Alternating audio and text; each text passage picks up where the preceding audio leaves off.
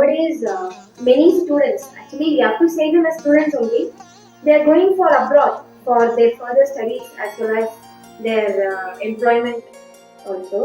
So what do you think about their situation, sir? Is it a proper way, or should they change something in their life to overcome all these struggles?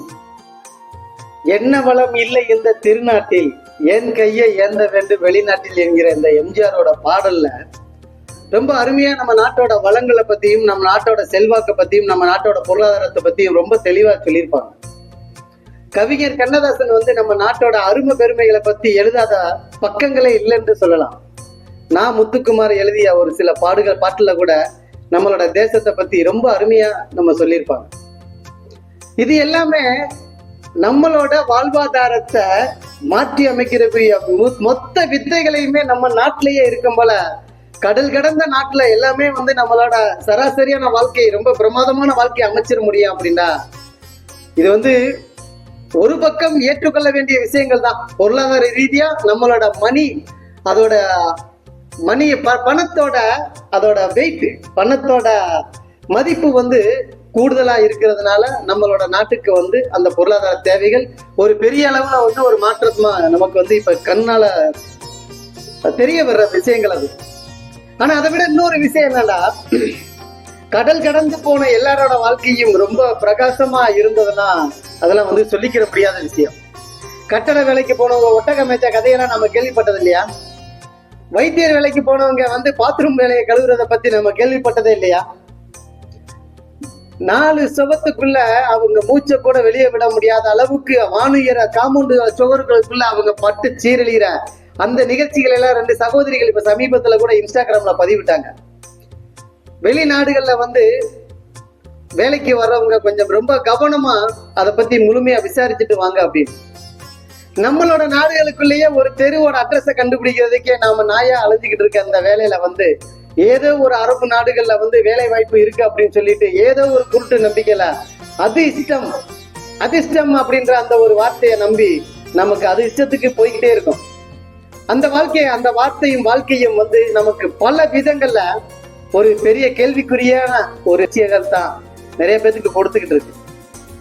எல்லா வாழ்க்கையும் நல்லபடியா பிரகாசமா இருக்கு அப்படின்னா நம்மளாம் நம்மளோட நெஞ்சே பதற அளவுக்கு பல நிகழ்வுகள், சோகமான நிகழ்வுகளை தான் பல பேர் அனுபவிச்சுக்கிட்டு இருக்காங்கன்றத நாம இப்ப கண்டால் பார்த்துக்கிட்டு இருக்க ஒரு நிதர்சனம். படித்த படிப்புக்கு தகுந்தாப்புல வேலை வாய்ப்புகளை நாம இங்க வேலை பார்ப்பதற்கோ இல்ல வேலை வாய்ப்பை உருவாக்குவதற்கோ நாம முயற்சி பண்ணாததுனால மட்டுமே இன்னைக்கு அண்டை நாடுகளை தேடி ஓடி ஓடி நமக்கு அலைகிறதுக்குரிய அந்த ஒரு நேரத்தை நாம செலவழிக்கிறோம்.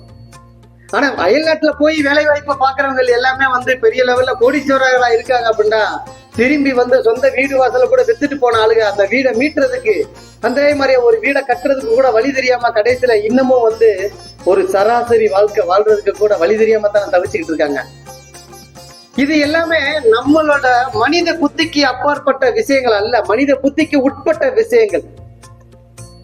நாம நினைக்கிற காரியங்கள் எல்லாமே நடந்தே தீரணும், இதை அடைஞ்சே தீரணும் அப்படின்ற அந்த ஒரு பெரிய பிடிவாதத்தினாலேயே பல பேர் நான் வெளிநாட்டுக்கு போனா கோடி கோடியா சம்பாரிச்சிடலாம், லட்ச லட்சமா சம்பாரிச்சிடலாம், ஆயிரமா சம்பாரிச்சிடலாம் அப்படின்ற அந்த ஒரு நப்பாசில போய் மாட்டிக்கிட்டு முடிச்சவங்க தான் இன்னைக்கு அதிக பேர். சினிமா துறையில போயிட்டு ஜெயிச்சவங்க எல்லாம் ரொம்ப கம்மி.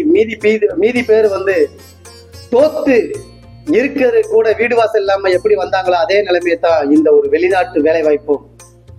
இதெல்லாம் ஒரு பக்கம் கனத்த இதயத்தோட பல பேரோட வரலாறுகளை நம்ம கேட்கும் போல ரொம்ப நம்மளே கலங்கி நிக்கிற மாதிரியாத்தான் இருக்கும். ஆனா சராசரியா புத்தி இல்லாம குலைக்கிறான், புத்தி இல்லாதவன் போதிக்கிறான் அப்படின்னு சொல்லுவாங்க.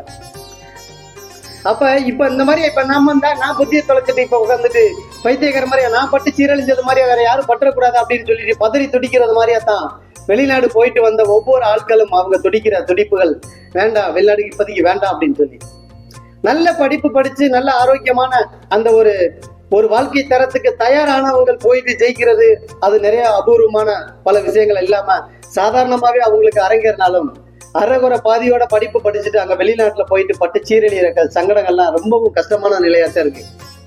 அங்க வெளிநாட்டுல போயிட்டு இன்னைக்கு 18,000 20,000 சம்பளத்தை வந்து அதே நாட்டுல நம்ம நாட்டுல உள்ளூர்ல ஒரு நாளைக்கு 1,000 ரூபாய் மாசம் 30,000 சம்பளத்தை சம்பாதிக்கிறக்கூடிய வாய்ப்பு இருந்தும் 5 லட்ச ரூபா 10 லட்ச ரூபா செலவழிச்சுதான் வெளிநாட்டுக்கு போற நிலைமையில இன்னைக்கு நாம வந்து பிடிவாதத்திலையும் வீம்புலையும் கௌரவத்துக்காக ஓடி ஒளிகிறதுனால அது வந்து சராசரியான நம்மளோட வாழ்க்கை தரத்தை மாற்றி அமைக்கும்ன்றதெல்லாம் ஏத்துக்கிற முடியாத விஷயம். அப்ப நம்மளோட வாழ்க்கை தரத்தை நம்ம மாற்றி அமைக்கணும், நம்ம வாழ்க்கை தரத்தை கம்பீரமா அமைக்கணும் அப்படின்னா நம்மளோட புத்தியை ஒருநிலைப்படுத்தணும். ஏன்னா 5 வருஷம் 10 வருஷம் நம்ம வெளிநாட்டுல போயிட்டு இருந்துட்டு நம்மளோட சொந்த உறவுகளையும் பெற்ற பிள்ளைகளையும் மனைவியையும் இது எல்லாமே நாம வந்து அதோட அன்பையும் அத அரவணைப்பையும் நாம வந்து உணர முடியாத துர்பாக்கியசாலியா தானே இன்னைக்கு நிறைய பேர் வாழ்ந்துகிட்டு இருக்காங்க. அந்த நிலை என்னை பொறுத்தளவு அந்த நிலையெல்லாம் அவசியமா அப்படின்னா அது வந்து சரியான ஒரு பாதையா இல்லைன்றத தோணும். நாம வாழ்ற வாழ்க்கையை ரொம்ப குறைவான வாழ்க்கை தான்.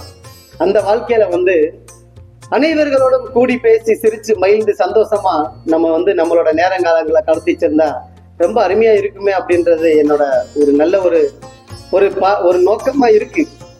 கடல் கடந்து போறவங்களோட வாழ்க்கைகளோட கசப்பான அனுபவங்களை மட்டுமே நான் அதிகமா பகிர்ந்துகிட்டதுனால நான் கொடுக்குற பதிவு இது. அதனால வந்து கடல் கடந்து போறவங்கள நல்ல வாழ்க்கை வாழ்றாங்க அப்படின்ட்டு நான் யாருமே நல்ல வாழ்க்கை வாழலன்னு சொல்லி நான் குற்றப்படுத்தல. என்னை சுத்தி நான் பார்த்த அத்தனை பேரோட பகிர்வுகளும் அந்த மாதிரி அமைஞ்சிருக்கு.